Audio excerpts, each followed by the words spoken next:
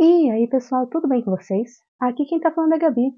E no vídeo de hoje, eu vim aqui conversar com vocês sobre as leituras que eu fiz aí nos últimos tempos. Já tem um tempinho que eu não trago esse vídeo e acabou acumulando alguns livros para eu vir aqui conversar com vocês. No total, eu li 8 livros nesse meio tempo, desde a última vez que eu lancei o outro vídeo.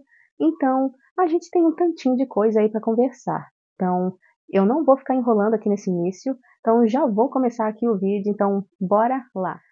Ah, mas é claro, antes de trazer essa lista para vocês, eu queria já pedir para vocês deixarem um like aí embaixo, se inscreverem no canal para não perder os próximos vídeos. Lembrando que o like é bastante importante aqui para incentivar a criadora de conteúdo aqui a continuar trazendo mais vídeos aqui para o canal. Então, bora lá, vamos começar esse vídeo.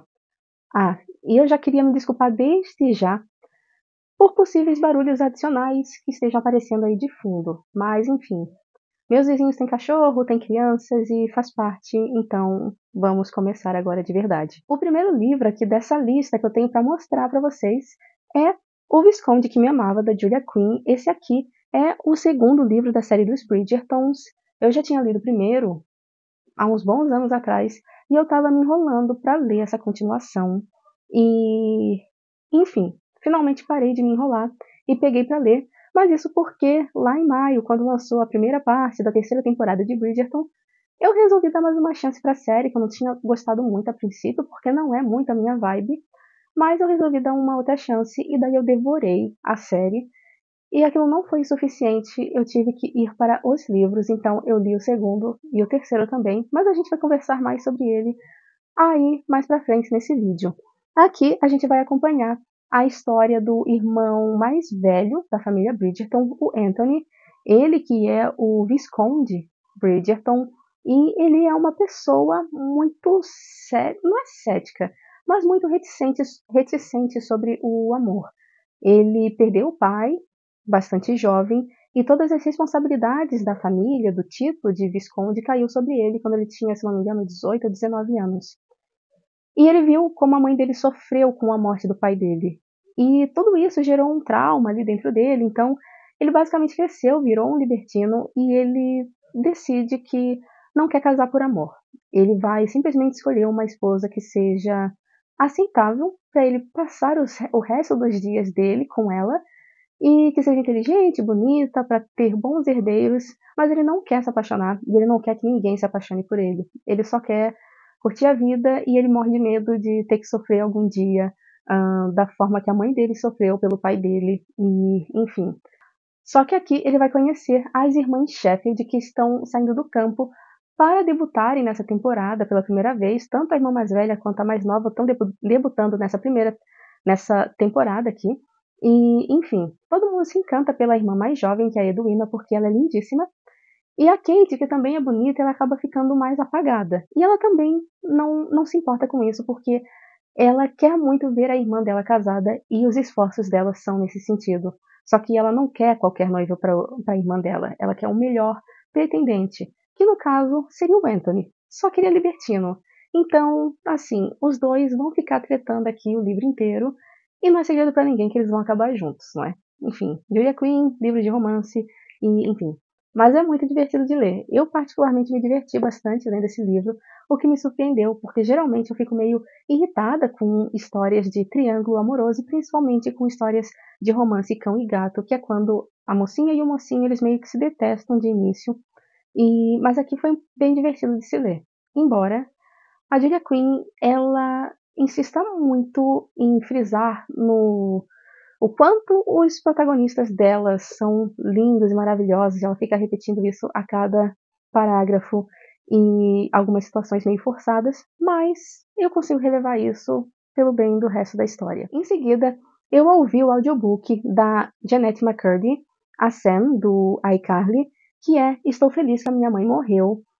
Aqui esse título ele é bem polêmico, mas conforme a gente vai lendo ou ouvindo, como foi o meu caso, a história dela, a gente vai entendendo como a mãe dela era uma pessoa meio tóxica para ela. Ela era basicamente aquelas mães que. Mãe de Miss, não é? Que tinha o sonho de ter sido atriz, só que esse sonho não se realizou, então ela vê nos filhos dela a chance desse sonho se concretizar. E a filha que tem mais talento nessa área é a Janete. Então, desde muito pequena, a Janete ela é levada para testes, ela é empurrada pela mãe para esse mundo de estrelato, sendo que ela fala que ela nunca foi uma pessoa que se interessou por isso.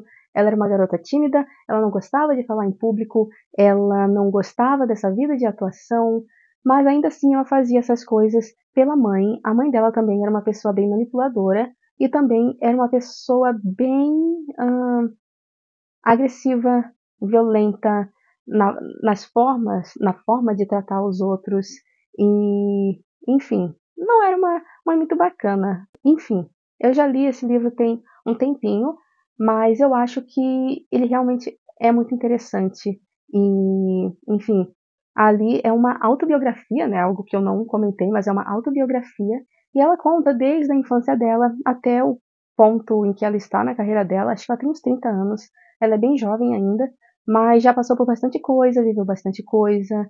E esse livro é realmente focado na relação dela com a mãe dela e as sequelas que essa relação deixou nela. A mãe dela morreu alguns anos atrás de câncer e, apesar do título ser pesado, ela relata no livro e mostra no livro quanto que ela amava a mãe dela. Só que era uma relação realmente muito tóxica.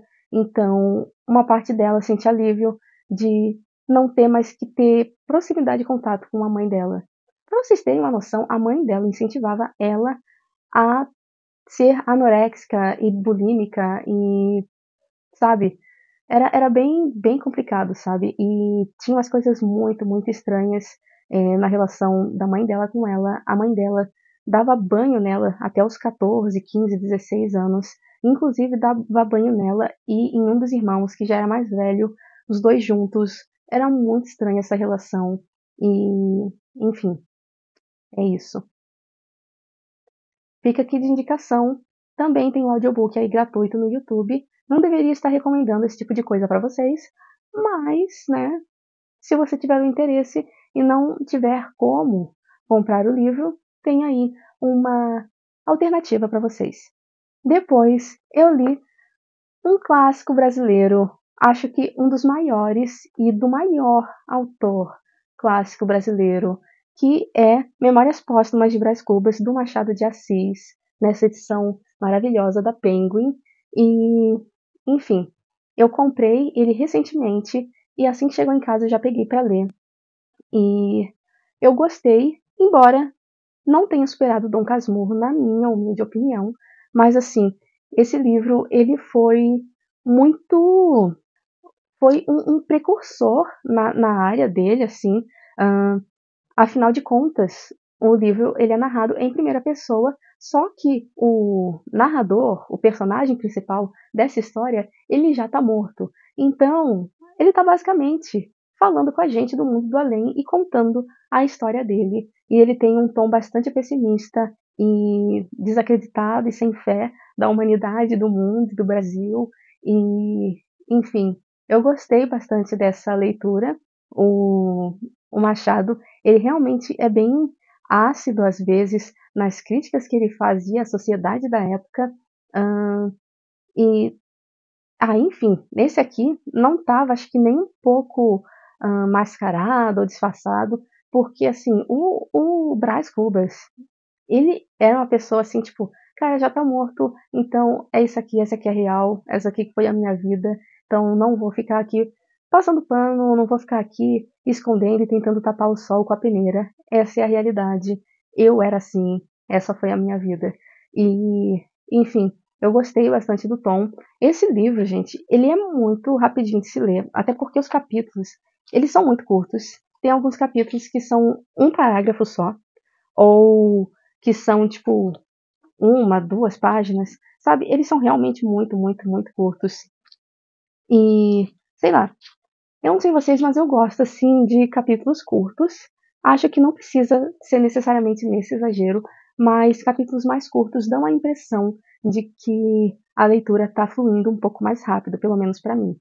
E, enfim, é isso. Eu gostei muito dessa leitura. Eu dei, acho que, 4 estrelas e meia. E, enfim, fica aqui a recomendação. Se você nunca leu Machado de Assis, leia, comece por Brás Cubas ou Dom Casmurro ou por onde você quiser começar, mas assim, é muito maravilhosa a escrita desse autor. Aí, eu não me aguentei e voltei a pegar a série dos Bridgertons, dessa vez lendo o terceiro livro, que é Um Perfeito Cavalheiro. Aqui a gente vai acompanhar a história, o romance do segundo irmão mais velho dessa família, que é o Benedict. E, enfim, na série ele é mostrado como um baita de um libertino, o mais safado dos irmãos, mas aqui não é bem assim, tá? Inclusive nem é explorado esse lado libertino dele aqui nesse livro, mas enfim, basicamente aqui a gente vai conhecer a Sophie, que é meio que um reconto de A Cinderela. Então, ela era filha de um nobre, só que acho que ela era a filha bastarda dele, mas ele criava ela como se fosse a filha legítima, até que ele se casou com uma segunda esposa, e essa outra esposa dele detestava Sophie, simplesmente porque ela era uma filha ilegítima que ela era obrigada a aceitar conviver ali com as filhas dela, que já eram de outro casamento, mas enfim.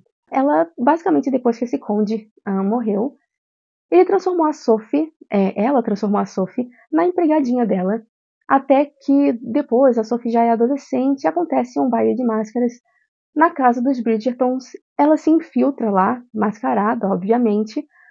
O Benedict se encanta por ela, se apaixona perdidamente por ela apenas com a interação de uma noite. Só que quando da meia-noite ela precisa fugir para não ser descoberta pela madrasta dela, o que não dá muito certo. E, enfim, ela precisa se afastar da cidade de Londres, ela vai para o campo e anos depois ela acaba sendo salva pelo Benedict. E aí a história vai se desenrolar no relacionamento aí dos dois. Esse aqui, até agora, para mim, foi o livro mais fraco dos Bridgertons. Eu gostei bastante do primeiro livro, eu gostei bastante do segundo livro, apesar das minhas ressalvas, né?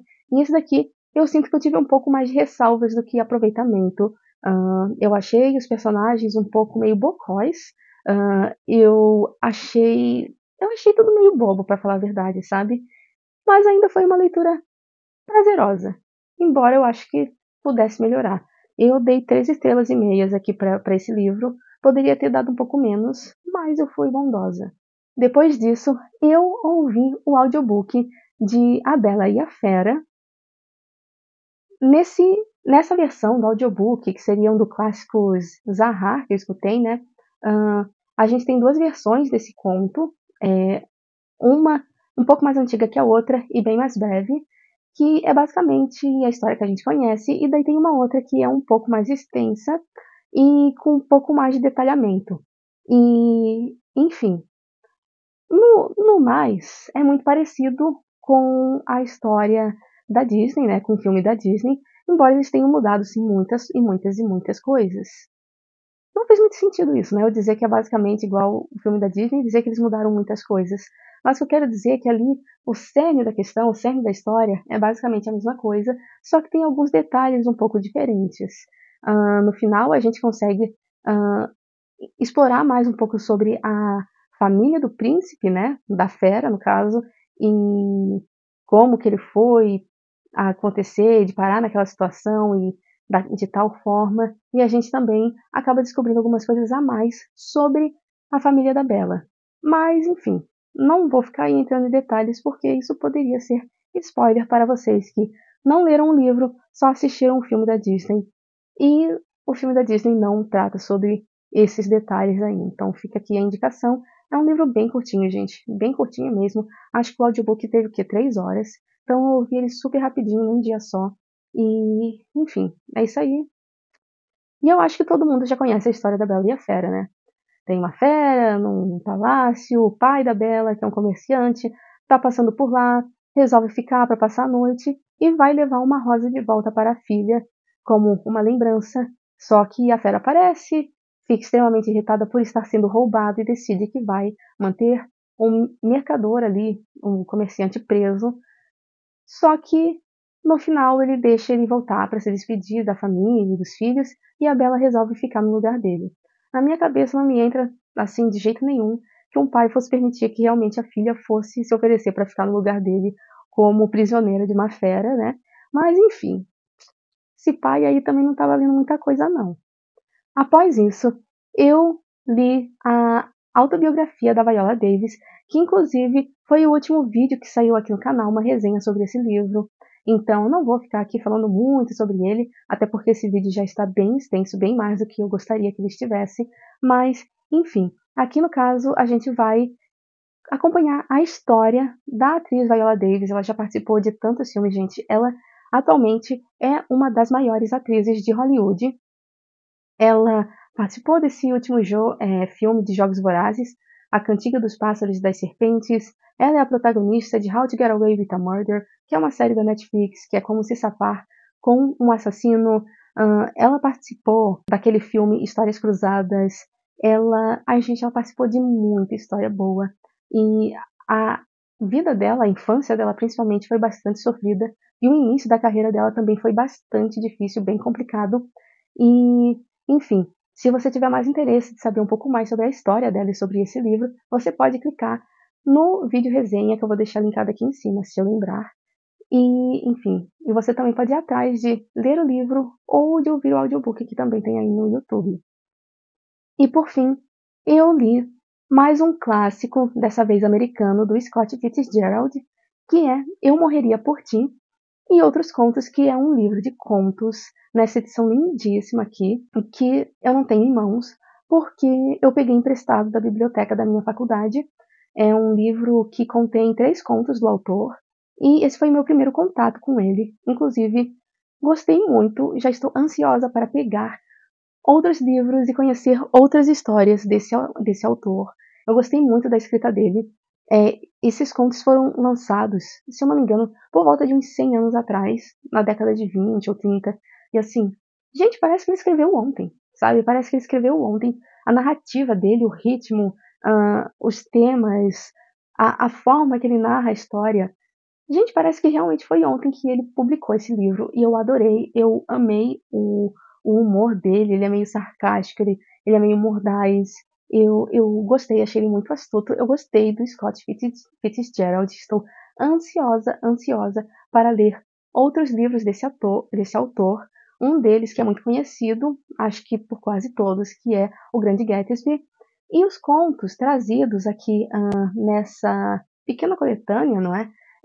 O conto Fazer o Quê? Eu Morreria por Ti. E, ai, gente, agora o outro conto lá eu realmente esqueci.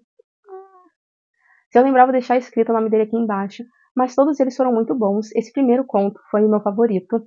O segundo conto também foi muito bom. O final dele é muito engraçado. E o terceiro, pra mim, que é o título do livro, né? Ele foi mais fraquinho, mas assim, ele ainda assim foi muito bom. Até porque tem uma reviravolta no final que eu, enquanto lia, não vi chegando. Eu achava que o conto ia tomar um certo rumo e ele tomou outro, e isso fez eu voltar e olhar para o resto da história com um olhar diferente. Então, seria até bacana de reler agora sabendo do final. E, enfim, conto muito bacana, um livrinho muito bacana e, enfim, eu adorei. Enfim, gente, é isso. O vídeo ficou enorme. Me desculpem.